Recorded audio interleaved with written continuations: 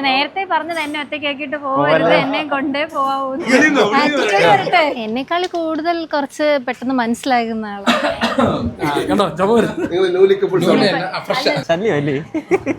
ചിരിയുടെ ഗൗരവം വന്നുള്ളൂ. ചിരിയുടെ റിമോട്ടിന് അടിയിടുക. സ്ട്രോങ് ആയിട്ട് തന്നെ നിക്കണം. കല്യാണം കഴിഞ്ഞിട്ട് ജോയിൻ ചെയ്യാൻ പെട്ടെന്ന് വരണം. എക്സ്പീരിയൻസ് ഉള്ളവർക്ക് പിന്നെ മനസ്സിലാവും. പിന്നെ കുറച്ച് ക്ഷമയുണ്ട്. പറ ഇങ്ങോട്ട്. എന്റെ ചേട്ടൻ തന്നെ ഇങ്ങോട്ടേക്ക് വിളിച്ചിട്ട് പറഞ്ഞു ഇതുപോലെ ബിനു സീൻസിനെ തന്നെ വിളിക്കാൻ നമുക്ക്.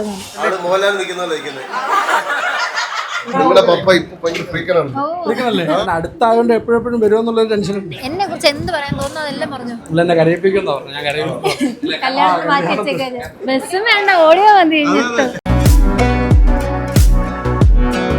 ബിനു സീൻസ് ആണ്. ഇന്ന് റിറ്റിയുടെയും സുബിന്റെയും എൻഗേജ്മെന്റിന്റെ വ്ളോഗാണ്. പട്ടാഴിക്കടുത്താണ് ഇരുവരുടെയും വീട്. പ്രത്യേകിച്ച് റിറ്റിയുടെ ബ്രദറിനെ കുറിച്ച് പറയുമ്പോഴേ നമ്മുടെ ഈ പെങ്ങന്മാർക്ക് വേണ്ടി ഓടി നടന്ന് അധ്വാനിക്കുന്ന നമ്മുടെ ബ്രദേഴ്സിനെ കണ്ടിട്ടില്ലേ, അത്തരത്തിലുള്ള ഒരു ചങ്കാണ് കേട്ടോ. റിറ്റിയുടെ പപ്പ മമ്മി അവര് 4 പേരാണ് കേട്ടോ. സുബിനെ കുറിച്ച് പറയുമ്പോഴും സുബിനും നല്ലൊരു ജെന്റിൽമാൻ ആണ്. രണ്ടുപേരും നല്ല ബോണ്ടാണ്. അപ്പൊ വീഡിയോ കാണുക, ലൈക്ക് ചെയ്യുക, ഷെയർ ചെയ്യുക, കമന്റ് ചെയ്യുക. നിങ്ങളെ വീഡിയോ ഇഷ്ടപ്പെട്ടെങ്കിൽ നിങ്ങളുടെ ഫാമിലിയിലേക്കൊക്കെ ഷെയർ ചെയ്ത് കൊടുക്കുക.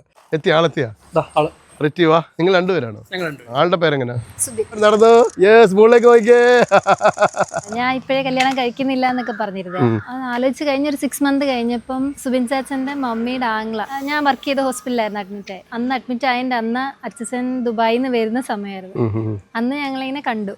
അത് കഴിഞ്ഞിട്ട് ഈ ഡിസംബർ സമയമായപ്പം വീണ്ടും ഇങ്ങനെ ചോദിച്ചാ. അപ്പൊ വീട്ടുകാർ വന്നെങ്കിൽ പിന്നെ ഇതായിരിക്കും നടക്കേണ്ടത്. അങ്ങനെ. സുബിനെ നേരത്തെ കണ്ടിട്ടുണ്ടോ? ഇല്ല. റിറ്റിക്ക് സുബിൻ ഓക്കെ എന്ന് തോന്നി എന്തുകൊണ്ട്? എന്നെക്കാൾ കൂടുതൽ കുറച്ച് പെട്ടെന്ന് മനസ്സിലാകുന്ന ആളാ. ഞാൻ കുറച്ച് ടൈം എടുക്കും. പിന്നെ കുറച്ച് ക്ഷമയുണ്ട്. റിറ്റിക്ക് ക്ഷമയില്ലല്ലേ? കുറച്ച് പെട്ടെന്ന് കുറച്ച്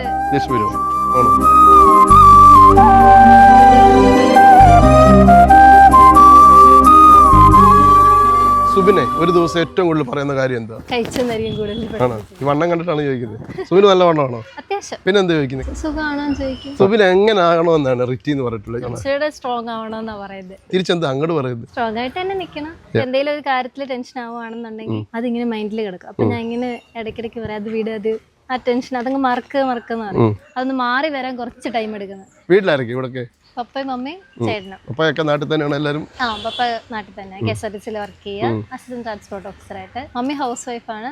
ചേട്ടൻ ദുബായിൽ വർക്ക് ചെയ്യുക. പെങ്ങളെ കെട്ടിച്ചതിന് ശേഷമേ കെട്ടുള്ളൂ എന്നുള്ള വാശി. അതാണ് ചേട്ടൻ പ്ലാൻ ഞാൻ തിരിച്ചതാ. ആദ്യം ചേട്ടൻ കെട്ടി കഴിഞ്ഞിട്ട് ഞാൻ പുറത്തൊക്കെ പോയി വന്നു കഴിഞ്ഞിട്ട് കല്യാണം കഴിക്കാം എന്ന് വിചാരിച്ചിരുന്നു. അപ്പൊ ഞാനിങ്ങനെ വന്ന് ഇവര് ചോദിച്ചപ്പോ ഞാൻ എന്നാ പിന്നെ ഒന്ന് ആലോചിച്ചാലോ എന്ന് ചോദിച്ചത്.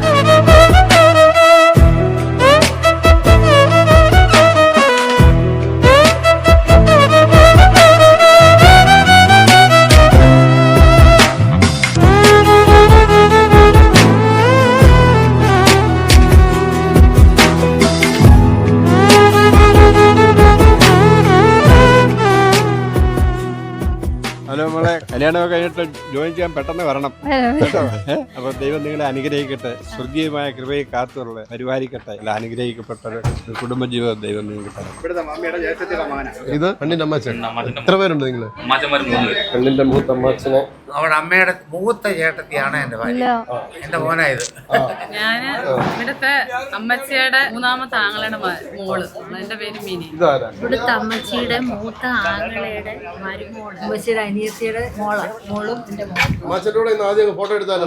ആദ്യം അങ്കിളേന്ന് വിളിച്ച ആളാണ്. അമ്മാച്ചൻ എന്താ പറയാനുള്ളത് റിറ്റിയെ കുറിച്ച്? മൂത്ത ചേച്ചി ഹസ്ബൻഡ്. ഇതെന്റെ മമ്മിയുടെ മൂന്നാമത്തെ ചേച്ചി, ചേച്ചിയുടെ മോന് വൈഫ്. എല്ലാം കോഴിക്കോടുകാരാണോ? കരുനാഗപ്പള്ളി കോഴിക്കോട്.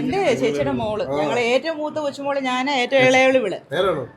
ഇന്നലെ കണ്ടവരാണ്. ഇന്നല്ല ഇതാരായിരുന്നു? അമ്മാച്ചന്റെ ഭാര്യ. ഇത് ഇത് മമ്മിയുടെ രണ്ടാമത്തെ ചേച്ചി. നിങ്ങളുടെ പപ്പ ഇപ്പൊ ഭയങ്കര ഫ്രീക്കനാണ്. ഇതാണ് അപ്പനും മോളുമാണ് കേട്ടോ. റിറ്റിക്ക് തോന്നിയിട്ടുണ്ടോ അപ്പൻ ഫ്രീക്കനാണെന്ന്? ശരിക്കും എന്താ പരിപാടി? അസിസ്റ്റന്റ് ട്രാൻസ്പോർട്ട് ഓഫീസറാണ്. ഈ റൈറ്റ് സൈഡ് 2 പേരായി, ലെഫ്റ്റ് സൈഡിൽ ഒരാളോട് ആവശ്യമായിട്ട് വരുന്നു.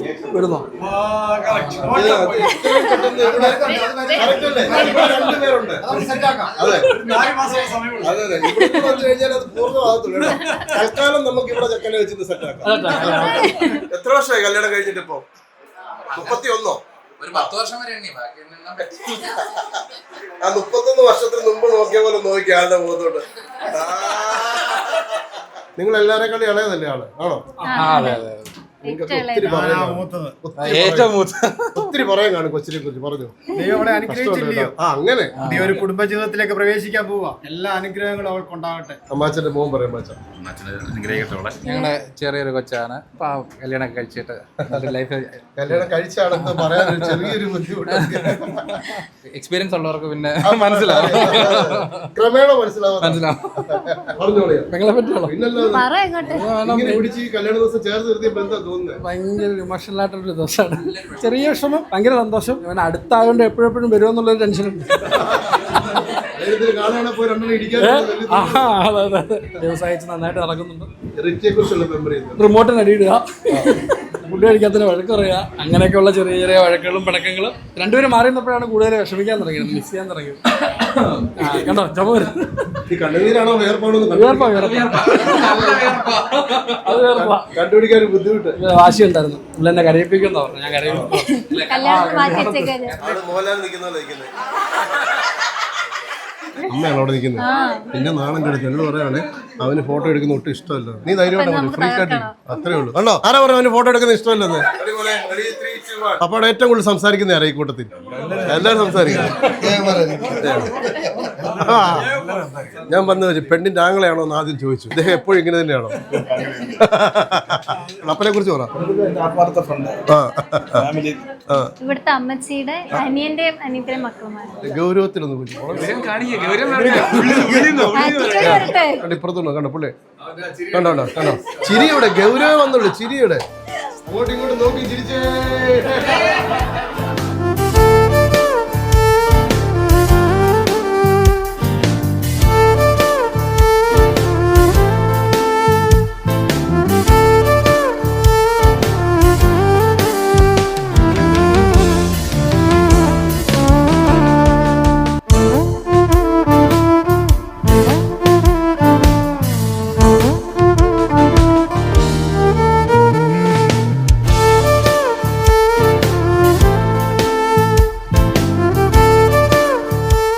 കല്യാണം കഴിച്ചിട്ട് ക്ഷീണിച്ച് അതാണ്. നീ നമ്മുടെ വീഡിയോ കാണുന്നതല്ലേ?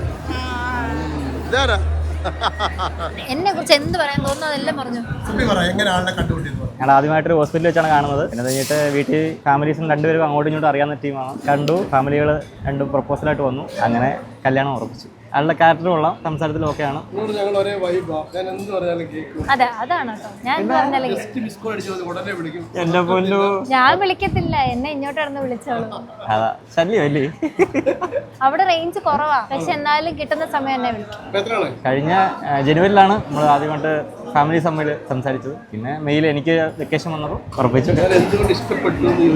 ആളുടെ ക്യാരക്ടർ തന്നെ ആൾ പാവമാണ്. ഒത്തിരി പ്രതീക്ഷ. അതങ്ങനെ പെട്ടെന്ന് ഓപ്പൺ അപ്പ് ആയി പറയുന്ന ആളല്ല.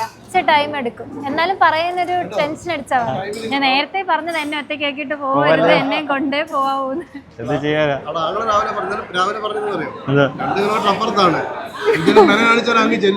ഒറ്റ ബസ്സിൽ പോയാൽ മതി. ബസ്സും വേണ്ട, ഓടിയാ മതി.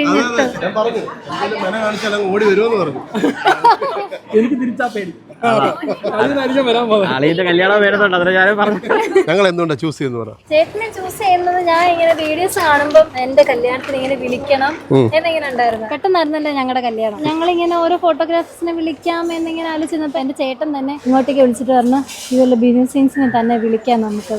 അപ്പൊ ഞാൻ ഭയങ്കര ഹാപ്പി. കാരണം ഞാൻ ഒരിക്കലും എക്സ്പെക്ട് ചെയ്തില്ല എന്റെ മാരേജിന്. എന്റെ ആഗ്രഹം ഉണ്ടായിരുന്നു എന്റെ മനസ്സിൽ, പക്ഷെ എന്റെ ചേട്ടൻ അത് തന്നെ കറക്റ്റ് ആയിട്ട് സെലക്ട് ചെയ്തോണ്ട് വന്നു. അതാണ് ആ മനസ്സ്. ഞാനൊരു ദിവസം ഇൻസ്റ്റ ഇരുന്നിട്ട് ഇങ്ങനെ എനിക്കൊരു ഹായ് വന്നു. ഞാൻ തിരിച്ച് ഹായ് വിട്ടു. എന്നോട് പറഞ്ഞു സ്ഥലം എവിടാന്ന്. ഞാൻ പറഞ്ഞു തിരുവല്ല. അവരോട് പറഞ്ഞു എന്നെ 18-ന് 21-ന് ബുക്ക് ചെയ്തിട്ടുണ്ട്. ഞാൻ പറഞ്ഞു പേരെന്തോ?